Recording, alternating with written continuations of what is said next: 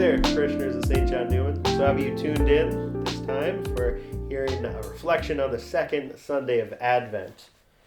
In our second Sunday, we hear from St. Paul again. We hear from his letter to the Romans, Romans chapter 15. Two different verses strike me in this, right? One is, St. Paul tells us, welcome one another as Christ has welcomed you. Great reality about our life is that God is the first one to love. Right? God loves us while we were still sinners, right? And God has welcomed us into his family before we can even do anything about it, right? For me, it is the way I was baptized as a baby, right? And God welcomed me into his family.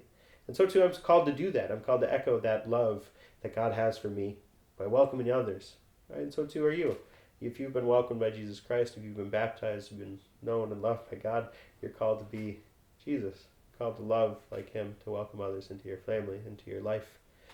Another thing that St. Paul tells us today, he says, may the God of steadfastness and encouragement grant you to live in such harmony with one another.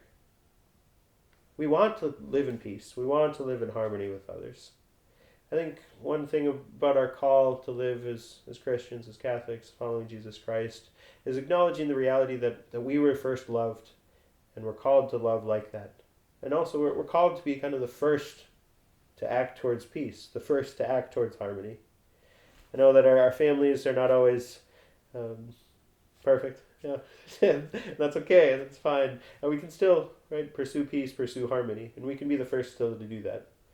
I know that Advent sometimes can be a really hard thing for us, especially if we're in processing the death of a loved one, or if there's any strife in our family. Right, holidays can be really hard times. But I encourage you, right, to remain in that love that God has for you. Because God truly does love you. Ever since your baptism, of course, God loves you. And so we ask today, right, in all that we do, that we might be like Jesus, right, like God, who loves us, and be the first then to go out into love. All right, God bless you. Know my prayers for you, especially as we get closer to Christmas. And don't forget to hit the subscribe button.